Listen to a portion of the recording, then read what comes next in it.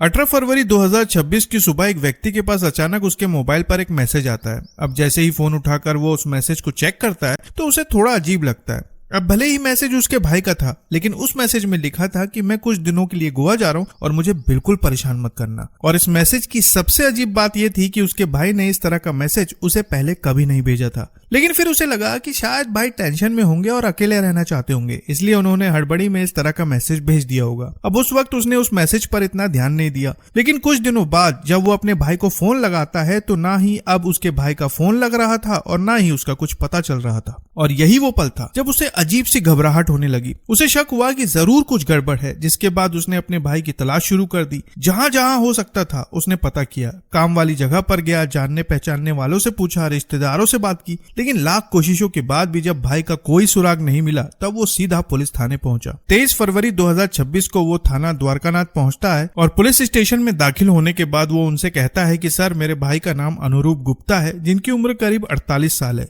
वो द्वारका सेक्टर 13 के छत्तीसगढ़ सदन में एक कैंटीन चलाते हैं, लेकिन सर 18 फरवरी से वो गायब है। लास्ट टाइम उनका एक मैसेज आया था जिसमें लिखा था कि वो गोवा जा रहे हैं, लेकिन उसके बाद उनका कुछ भी पता नहीं चला और हम लोग उनकी हर जगह तलाश कर चुके हैं। कृपया आप इस मामले में कुछ करिए। अब पुलिस वालों के पास जैसे ही ये मामला आता है वो इस मामले को बड़ी ही गंभीरता से लेते हैं और सबसे पहले ये जानने की कोशिश करते हैं कि आखिरी बार अनुरूप को कहाँ देखा गया था। अब इसके लिए वो सबसे पहले छत्तीसगढ़ सदन पहुंचते हैं। वहां पहुंचकर वो उस जगह के सीसीटीवी फुटेज खंगालते हैं। कई फुटेज देखने के बाद उन्हें 18 फरवरी की एक फुटेज मिलती है जिसमें अनुरूप अपनी सफेद रंग की किया सेल्टोस कार को वहीं पार्क करते हुए दिखाई देते हैं, लेकिन फिर उसके बाद वो एक बाइक पर बैठकर कहीं निकल जाते हैं। अब इस फुटेज को देखने के बाद पुलिस सोच में पड़ जाती है कि आखिर वो बाइक किसकी थी और वो कहां गए थे। और फिर इसी सवाल का जवाब जानने के लिए पुलिस अब अनुरूप के कॉल रिकॉर्ड्स खंगालती है, टेक्निकल जांच करती है और पता चलता है कि बाइक एक रैपिडो राइडर चला रहा था। उस रैपिडो राइडर को ट्रेस करते हुए पुलिस उसके पास पहुंचती है और उससे पूछती है कि तुमने उस व्यक्ति को कहां छोड़ा था। तब राइडर बताता है कि उसने उस दिन अनुरूप को मटियाला एक्सटेंशन के एक मकान पर छोड़ा था। अब उस राइडर के बताए हुए पते के अनुसार पुलिस उस मकान में पहुंचती है और जब वहां के सीसीटीवी फुटेज खंगाले जाते हैं तो फुटेज में अनुरूप उस घर के अंदर जाता हुआ दिखाई देता है, लेकिन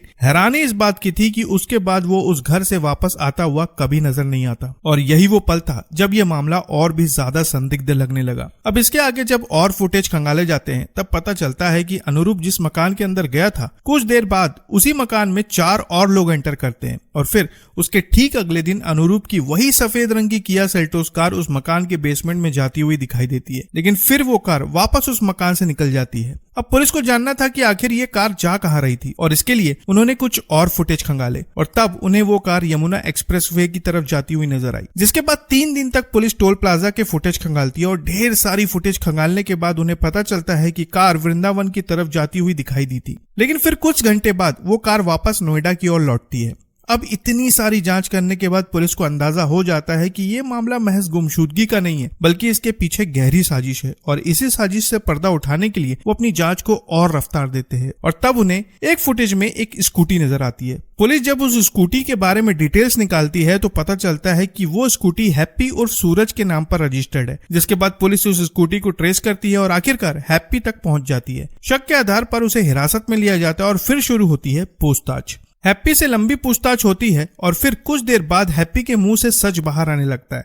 धीरे धीरे वो इस पूरी घटना का एक ऐसा सच बयां करता है जो वाकई में किसी के भी रोंगटे खड़े कर सकता है। मीडिया खबरों के मुताबिक पूछताछ के दौरान हैप्पी का ये कहना था कि करीब 1 साल पहले वो छत्तीसगढ़ सदन की कैंटीन में अनुरूप के संपर्क में आया था और जब वो अनुरूप से मिला तो उसने देखा कि अनुरूप ने सोने की ढेर सारी अंगूठियां पहनी हुई थी, ब्रेसलेट पहने हुए थे। अनुरूप को देखकर उसे अंदाजा होने लगा कि इसके पास बहुत पैसा होगा और फिर वो अनुरूप की जांच पड़ताल करता है। उसे पता चलता है कि अनुरूप बिल्कुल अकेला परिवार से अलग रहता है और यहीं से उसके मन में लालच आ गया। अब अनुरूप से पैसे ऐंठने के लिए उसने अपने कुछ साथियों को मिलाया। उसके कुछ साथी थे भूपेंद्र, बलराम, नीरज और हैप्पी की लिव इन पार्टनर राखी। इन सभी ने मिलकर एक योजना बनाई और फिर 18 फरवरी को हैप्पी ने अनुरूप को मटियाला एक्सटेंशन स्थित अपने किराए के घर में बुलाया। कहा कि यार आ जाओ, पार्टी करते। हालांकि कुछ मीडिया रिपोर्ट्स में यह भी कहा जा रहा है कि अनुरूप को राखी के द्वारा हनी ट्रैप किया गया था और फिर धोखे से उसे बुलाया गया। अब होता यह है कि कुछ देर बाद अनुरूप उसके घर पहुंचता है, लेकिन जैसे ही वो उस घर में दाखिल होता है वो देखता है कि वहां पर उसके कुछ और भी दोस्त है। लेकिन इससे पहले अनुरूप कुछ सोच पाता समझ पाता उन सभी ने मिलकर अनुरूप को पीटना शुरू कर दिया और फिर उसे रस्सी से बांध दिया। दिया। अब उन लोगों ने अनुरूप से कहा कि तुम्हारे सोने की ब्रेसलेट और अंगूठियां कहाँ हैं? तब अनुरूप ने बताया कि उसके सोने के जेवर कार में ही है।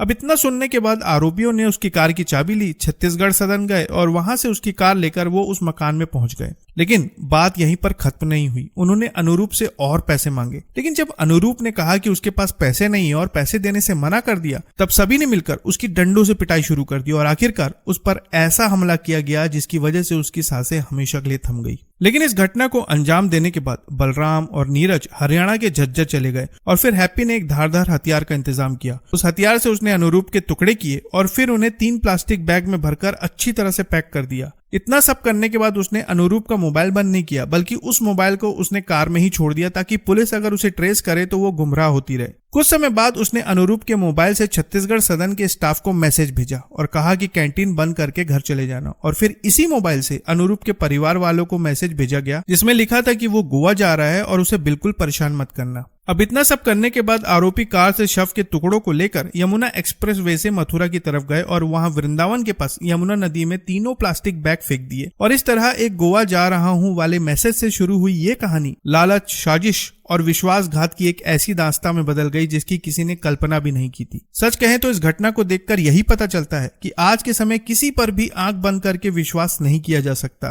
किसके मन में क्या चल रहा है आप नहीं जान सकते। इसलिए साथियों, हमेशा सावधान रहें और सतर्क रहें। इस मामले पर आप क्या कहना चाहेंगे कमेंट में जरूर बताएं और नई खबरों के लिए चैनल को सब्सक्राइब करना ना भूलें। तो फिर मिलेंगे साथियों बिल्कुल एक नई खबर के साथ। तब तक के लिए आपका बहुत बहुत धन्यवाद।